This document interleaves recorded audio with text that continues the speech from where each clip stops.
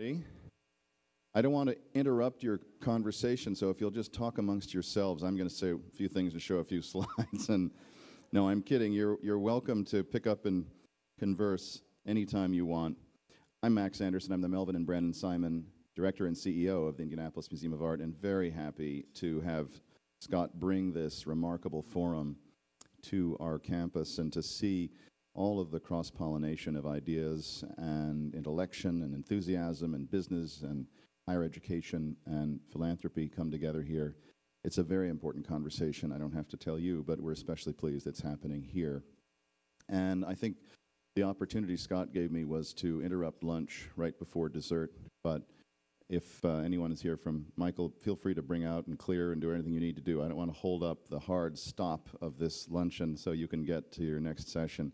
So please make sure Beth knows that. I have no pride of silence about anything here.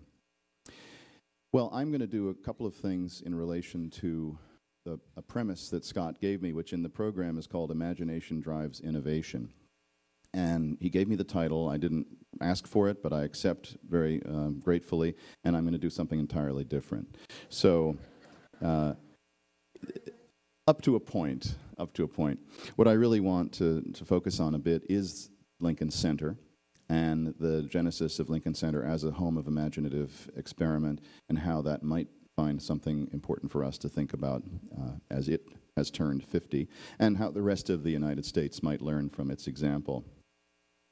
So if that's the premise around the talk today and what we might think about as how the imaginative focus of Lincoln Center was a wonderful grain in moving forward thinking on the part of public policy and the lifeblood of a great metropolis.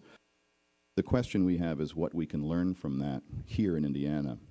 And my focus is exactly on how there's something pertinent to that, how the visual arts as well as the performing arts often offer an avenue into a broadening intention behind the emergence of that Manhattan investment and the urgency of redirecting public policy in our region. I think the redirection, which is, I'll give away my closing thoughts, is to accommodate investment in cultural aspiration alongside investment in athletic competition, advanced research in the life sciences, and green-collar jobs. And the premise is that in the very year of the decennial census, our rankings, as Scott shared with you earlier, are too low in lots of arenas, whether it's education levels or jobs in the knowledge economy or progressive thinking about global collaboration and global competition. And we owe it to the next generation to reorient our thinking away from, I believe, as a four-year resident of Indiana thus far, what defined us in the past and towards what we have to accomplish in the future. And that conviction, I fully admit, is at odds with a conciliatory Hoosier mindset that privileges tradition to such an extent that sometimes innovation gets clutched. But I think it's much riskier to stay still and to abjure competition and risk while the rest of the cities in the United States are looking at innovation and pushing forward. And without striving for innovation, without accepting bruised feelings and occasional failure, we would make Indianapolis a follower forever. The Lincoln Center was incorporated a year after I was born in 1956, and I attended grade school a dozen blocks from there. This is what it looked like when I was a young lad, and it was going up. I was exposed from early childhood to the marvels of the performing arts in a place that would become a model for other cities around the nation and the world. But its origins stemmed from a commitment simply to urban renewal when Robert Moses decided he was going to raise some slums, and Moses did a lot of things that were biblical in nature, like building bridges and tunnels and tearing down buildings. But the decision to make a cultural center out of these dilapidated spaces that were pulled down came several months after he decided that a space alongside Amsterdam and Columbus Avenues needed to be redone. So President Eisenhower alighted in 1959 and broke ground, and the resulting project moved along very quickly. Each of the pavilions here opened separately, and this was the first to open with a variety of Symphony Hall and Alice Tully Hall. So the Philharmonic Hall here opened in 1962, later renamed Avery Fisher, and then Alice Tully Hall was the last in 1969. And the unfolding ensemble around this enormous civic square, in effect, had a huge effect on places, including our own. Here we are on a campus which is very much a function of the thinking about Lincoln Center. And it all really started here in 1964 when the IMA was struggling downtown at 16th and Pennsylvania to figure out what to do next. It was running out of space. It was the Art Association of Indianapolis conjoined with Herron. And the premise was we needed to do something because we had no choice but to grow or move. And here's an early idea in that moment in 1964, which was to build 3 pavilions right on the mall here, 1, 2, 3. And you can see here the public library and the memorial. And that was an initial sketch, an idea of where the IMA would be today, had something not intervened. Here's another view from here's a view from, I should say, Berlin of the National Gallery, the Nationalgalerie, which was being built at the very moment here in 1962 and 3, which Mies van der Rohe built as a simple plane supported by a few columns.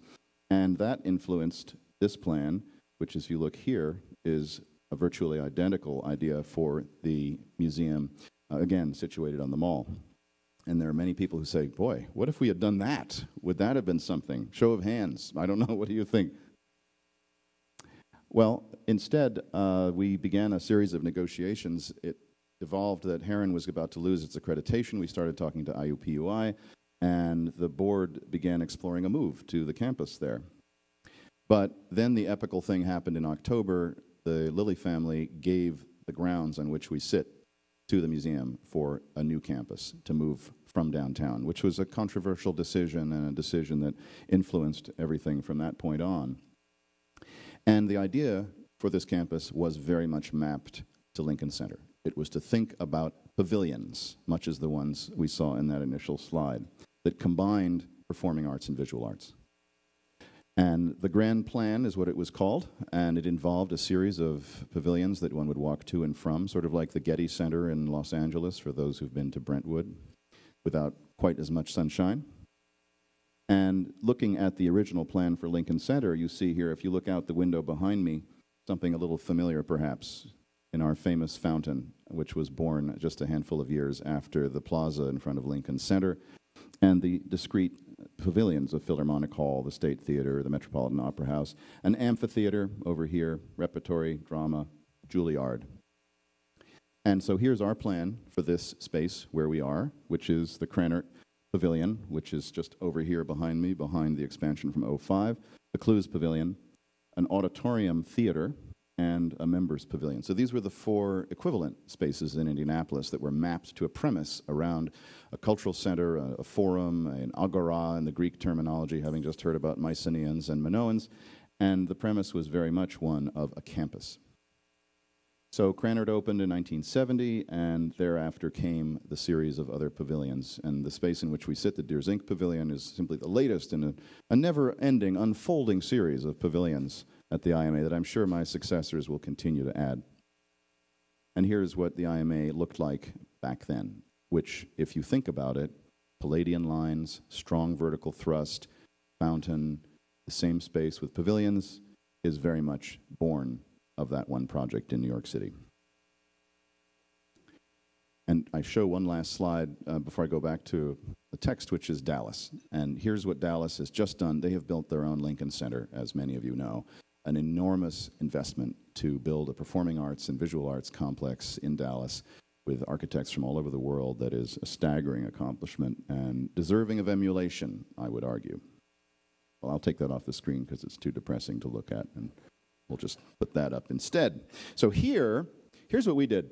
We had the Lilly family. We had the generosity of the Krannerts. We had all the great families of Indianapolis saluting the premise that culture was going to drive Indianapolis, literally drive us onto the mall for a time and dominate what had been war memorials, and provide instead an amazing opportunity for culture to be a catalyst for our city. But our civic investment, I don't have to tell you, has been on sports, not on culture. And I've heard the tale many times before I got here and since I got here about the extraordinary ambition to become the amateur sports capital, followed by the professional sports milieu that we now are, and the hundreds of millions of tax dollars that we have invested in facilities for infrequent competition by for-profit companies. I know we're not supposed to talk about them that way, but As a nonprofit person, I'll just put it that bluntly and say, isn't it great? The Colts won last weekend. May they win forever. And it's fantastic. But it is 8 times a year. And we are open almost every day of the year. And I think as we start looking at cities and knitting together the ways in which cities can be inspiration for people, being open is good. And being open every day is even better. And the point I'm making is that the investment we've made as a city in cultural institutions, unlike Dallas, unlike New York, unlike so many cities we can count, has been minimal. And it's fallen to the private sector, which, of course, is a great thing. The private sector is what makes America great, as we say. But we also seem to have no difficulty finding bond issues and support and debt and loans and capacity to support other kinds of infrastructure. And so many other cities around the United States do both. They fund culture and they fund sports. $120 million of the estimated $650 million that Lincoln Center is needed for its new expansion and renovation is being provided by the City of New York and by New York State.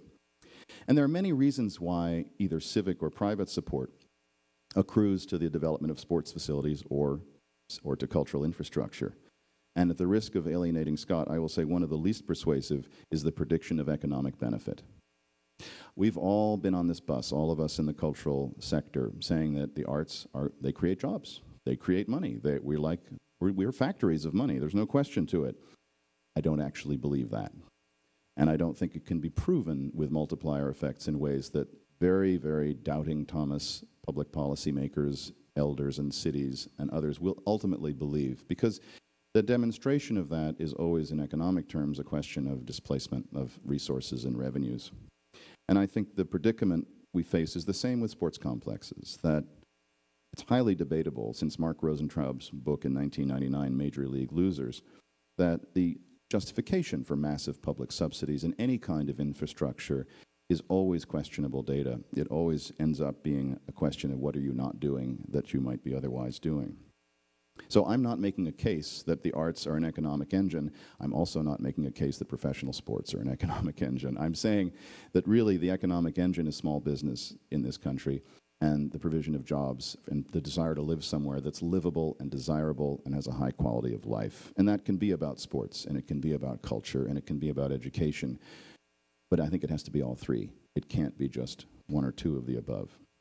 So the argument to support a much-needed variant of Lincoln Center for our state, a state that was for a time, after all, Lincoln's childhood home. I don't know where those New Yorkers got the balls to say that. So we have to look not at instrumental arguments that can easily be assailed. We have to think about what the cultural commentator Adrian Ellis said, what he described as the fundamental contribution that cultural institutions can make to our quality of life at the deepest level. Well, quality of life, it's a very old and very unsexy argument. It lacks the shiny relevance of economic impact studies. As I've said, it lacks the claims of potential crime reduction or urban magnetism or the spawning of a generation of young Mozarts, which we've also heard about, that if you just play that music for your kid when they're in utero, out comes a young Mozart. But the great thing about quality of life is it can't be gainsaid. You can't debate it. There's no question that that provision improves the quality of life. All the other things you can debate. And I'm a great believer in starting with what you can't debate. I have to say also that we need more reasons to live here than that Indianapolis is a good place to raise a family. You know, a loving home in Tupelo, Mississippi is a good place to raise a family. I believe that a good place to raise a family is where you can create the circumstances for your child's happiness and success. And there are so many places that can do that, folks. So claiming that here, yes, but lots of other places can. My son was raised until he was 10 in an island called Manhattan. I think it was a great place to raise a family. I was raised there. And, you know, I think it's a great place to raise a family. But I don't think you should stop there. I think that's a necessary given feature of any city where there's a loving family making room for someone to succeed. An American's city's quality of life is actually entirely in the hands of both leading families, as we demonstrated here, and city planners. And over my 4 years here, I've often heard the explanation that